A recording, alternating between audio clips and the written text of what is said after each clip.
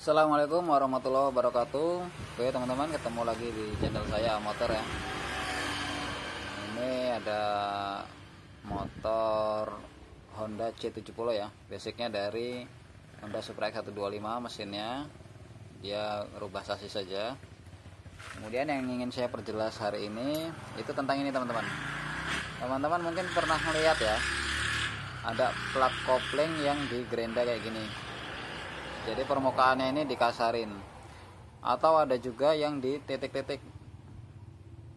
pakai paku atau pakai apa dikasarin. Intinya supaya plat koplingnya ini kasar gitu.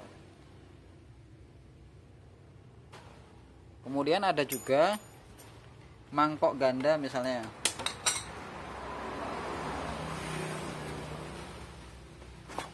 Nah misalnya lonceng ganda ini kemudian di bolong-bolongin di bagian dalamnya, dikasar-kasarin lah, intinya seperti itu.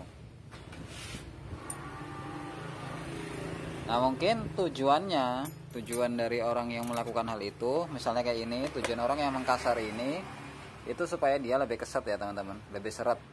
Mungkin tadinya koplingnya selip atau seperti apa, mungkin tujuannya supaya dia lebih seret gitu, atau lebih apa ya, kalau tadinya selip supaya nggak selip lah gitu. Tapi yang perlu teman-teman ketahui adalah bahwa bukan tanpa alasan pabrikan itu bikin plat kopling ini halus, bahkan mengkilat biasanya kan. Walaupun ada juga yang punya Yamaha misalnya, dia ada trotol-trotolnya tapi dia nggak kasar, dia halus, nggak tajam lah gitu. Nah bukan tanpa alasan pabrik buat plat kopling itu seperti itu. Salah satu alasannya yang paling utama adalah untuk mengurangi gesekan teman-teman. Jadi untuk mengurangi gesekan. Agar apa? Agar tentu saja agar kampas koplingnya atau produk kopling ini jadi lebih awet. Kita bisa bayangin kalau seandainya ini permukaannya tajam, kemudian kampas ini kan berputar tuh, sering berputar. Kalau main, kalau pas lagi apa setengah kopling itu dia ada gesekan gitu kan. Atau ketika pas ngopling lepas itu pasti ada sedikit gesekan. Nah kalau seandainya ini permukaannya tajam, maka kampas ini akan cepat habis teman-teman. Karena ini bahannya bukan plat ya, ini bahannya bahan kampas, jadi dia bisa cepat habis. Nah terus gimana sih kalau seandainya koplingnya selip? Kalau seandainya koplingnya selip, masalahnya itu bukan karena ininya halus. Nah masalahnya bisa jadi karena memang kampasnya yang sudah keras, yang sudah bantat, atau bisa juga per koplingnya yang sudah lemah gitu. Jadi bukan diakalin dengan cara plat koplingnya yang dikasarin gitu.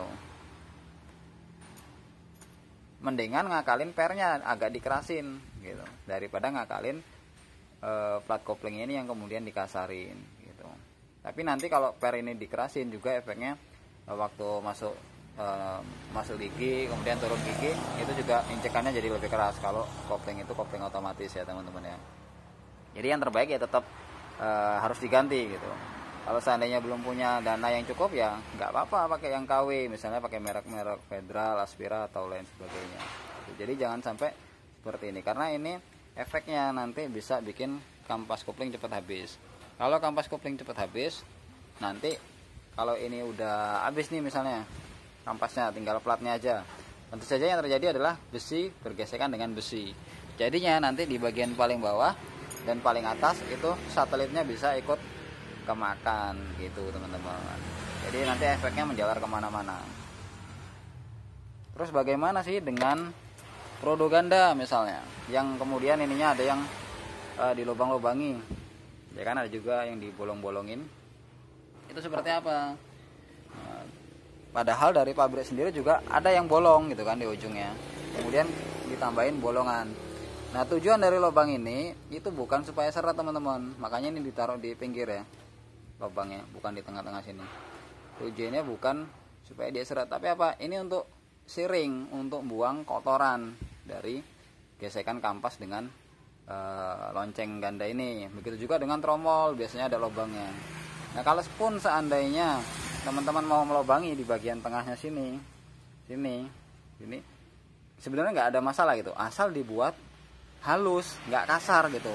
Waktu pinggiran lubangnya itu halus, jadi nggak tajam. Karena kalau tajam ya tadi efeknya bisa bikin kampasnya itu lebih cepat terkikis, otomatis dia dari sisi keawetan ya lebih poros lah gitu. Apalagi kalau seandainya kita pakai kampas yang asli, itu harganya teman-teman bisa tahu sendiri lah gitu, mahal gitu.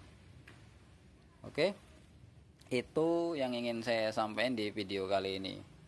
Buat teman-teman yang mungkin ada masukan atau ada pertanyaan, boleh tanya-tanya di kolom komentar. Sekian dulu, semoga bermanfaat. Wassalamualaikum warahmatullahi wabarakatuh.